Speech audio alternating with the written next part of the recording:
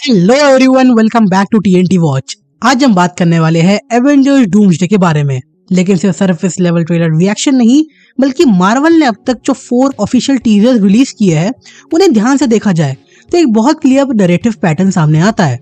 Marvel इस बार loud visuals और heavy action से पहले साइलेंस, इमोशंस और कैरेक्टर फोकस पर ज्यादा ध्यान दे रहा है। ये अप्रोच एक्सीडेंटल बिल्कुल भी नहीं है। इंडस्ट्री इनसाइडर्स और फिल्म एनालिस्ट के अकॉर्डिंग एवेंजर्स डूम्सडे को मार्वल एक इमोशनल रीसेट पॉइंट के रूप में ट्रीट कर रहा है, जहां एमसीयू अपने पास्ट को एक्नॉलेज करेगा और फ्यूचर के लिए एक नया फाउंडेशन तैयार करेगा। इन 4 टीजर्स का काम सिर्फ कैरेक्टर्स दिखाना नहीं है, बल्कि ये बताना है कि जब दुनिया और मल्टीवर्स कोलैप्स के एज पर होते हैं तब हीरोज का माइंडसेट कैसा होता है। तो वीडियो शुरू होने से पहले अगर आपने इस चैनल को सब्सक्राइब नहीं करा है तो जरूर से कर लो ऐसी और वीडियोस के लिए, और लाइक करना बिल्कुल भी मत भूलना। तो ज्यादा टाइम वेस्ट नहीं करते हैं वीडियो को शुरू। पहला टीजर स्टीव रॉजर्स के साथ स्टार्ट होता है और यहाँ मार्वल एक बहुत स्ट्रॉन्ग स्टेटमेंट देता है। स्टीव को हम किसी बैटलफील्ड में नहीं बल्कि एक शांत और नॉर्मल एनवायरनमेंट में देखते हैं, like bike ride, open field, घर का साइलेंस और फिर एक न्यूबॉर्न बेबी। ये विजुअल्स क्लियरली इंडिकेट करते हैं कि स्टीव रॉजर्स ने अपना हीरो फेस पीछे छोड़ दिया था और वो एक नॉर्मल लाइफ जी रहा था, जहाँ रिस्पॉन्सिबिलिटी का मतलब शील्ड उठाना ही नहीं बल्कि किसी को संभालना भी था।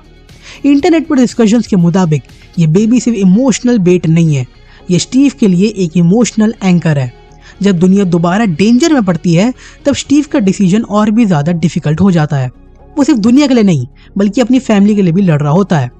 मार्वल ये दिखा रहा है कि एवेंजर्स डूम्सडे में हीरोज के पास जिंदगी जीने के रीजंस है और इसी वजह से सैक्रिफाइसेस और भी ज्यादा पेनफुल होंगे।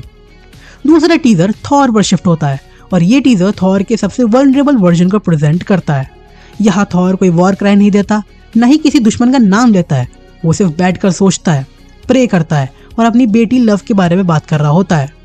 इंडस्ट्री एनालिस्ट के अकॉर्डिंग मार्वल थॉर को इस मूवी में एक एक्सपीरियंस सर्वाइवर के रूप में दिखाना चाहता है। थॉर ने गॉड्स को मरते देखा है, यूनिवर्सेस को कोलैप्स होते देखा है और अपने सबसे करीबी लोगों को खोया तक है। इस टीजर का डीपर मीनिंग ये है कि एवेंजर्स डूम्सडे का थ्रेट सिर्फ फिजिकल नहीं है, ये थ्रेट इतना अनप्रेडिक्टेबल है कि इवन थॉर जैसा कैरेक्टर भी श्योर नहीं है कि उसकी पावर काफी होगी या नहीं। थॉर का डर एक्चुअली ऑडियंस का डर है कि शायद इस बार हर चीज पावर से सॉल्व हो पाएगी या नहीं। तीसरा टीजर क्वाइटली एक्समैन को इंट्रोड्यूस करता है और यही से एवेंजर्स डूम्सडे का स्कोप समझ आ जाता है।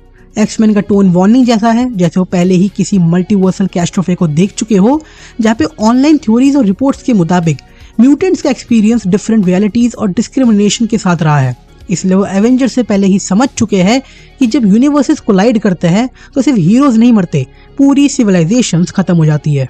मार्वल या एक्समैन को नए न्यू कमर्स की तरह ट्रीट नहीं कर रहा, उन्हें इन्फॉर्म्ड पार्टिसिपेंट्स दिखाया जा रहा है जो एवेंजर्स के लिए एक मोरल और स्ट्रेटेजिक कंपास की तरह काम कर सकते हैं।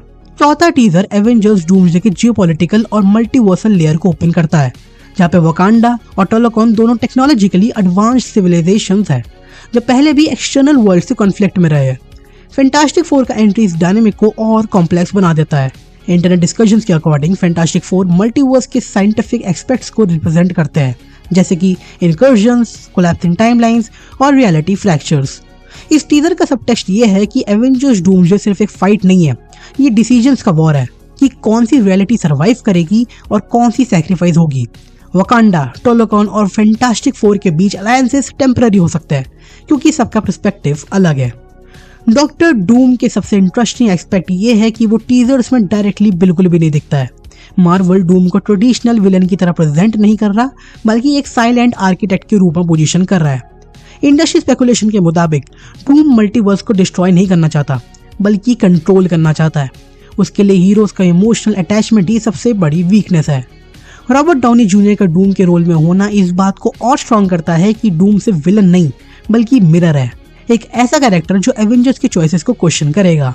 और रिपोर्ट्स के मुताबिक जो रीसेंट रिपोर्ट्स आई है उसमें यह बताया जा रहा है कि एवेंजर्स डूम्सडे में हमको रॉबर्ट डाउनी जूनियर का मुंह बिल्कुल भी नहीं दिखाया जाएगा और उसको एक बहुत ही बड़े इवेंट जैसे सीक्रेट वॉर्स के लिए बचाया जा रहा है। सारे टीजर्स को एक साथ देखा जाए तो एवेंजर्स डूम्सडे का स्ट्रक्चर क्लियरली समझ आता है। फिल्म शुरू होगी पर्सनल मूवमेंट से, फिर वार्निंग देंगी, अलायंसेस बनेंगी और धीरे धीरे सिचुएशन कंट्रोल के बाहर चली जाएंगी। मार्वल इस बार इंस्टेंट केओस के बजाय स्लो ड्रेड बिल्ड कर रहा है, जहाँ पे ऑडियंस को पहले इमोशनली इन्वेस्ट करवाया जा रहा है ताकि जब लॉस हो तो वो सिर्फ शॉक नहीं बल्कि इम्पैक्ट फील होगा। ऑलमोस्ट सारे मेजर एंटरटेनमेंट पोर्टल्स अग्री करते हैं कि एवेंजर्स डूम्सडे को असली काम सीक्रेट वॉर्स के लिए ग्राउंड वर्क तैयार करना है। इस मूवी का एंड तक मल्टीवर्स का स्ट्रक्चर पहले जैसा नहीं रहेगा। कुछ कैरेक्टर्स शायद परमानेंटली एग्जिट करेंगे और कुछ वर्जन्स मर्ज हो जाएंगे और कुछ रियलिटीज कंप्लीटली इरेज हो सकती है। ये सब सीक्रेट वॉर्स के लिए एक अनस्टेबल बैटलफील्ड क्रिएट करेगा। एवेंजर्स डूम्सडे सिर्फ एक एवेंजर्स नॉर्मल मूवी नहीं लग रही, ये एक ट्रांजिशन फिल्म है। मार्वल अपनी पुरानी लेगेसी को रिस्पेक्ट करते हुए नए फ्यूचर के लिए इमोशनल और नैरेटिव क्लीन अप कर रहा है। ये मूवी हीरोज को उनके पावर से नहीं बल्कि उनके डिसीजन से डिफाइन करेंगी और शायद इसी वजह से मार्वल ने टीजर्स में शोर कम और साइलेंस ज्यादा रखा है। और अगर आपको वीडियो थोड़ी सी भी अच्छी लगे, थोड़ी सी भी, तो लाइक जरूर करना, शेयर कर दो अपने मार्वल फैंस के साथ और कमेंट में अपनी थ्योरीज भर दो, मैं पढ़ना चाहूंगा। बाकी सब्सक्राइब करना बिल्कुल मत भूलना। मैं मिलता हूँ नेक्स्ट वीडियो में, रिव्यू में। तब तक ले देखते रहिए the one and only TNT watch.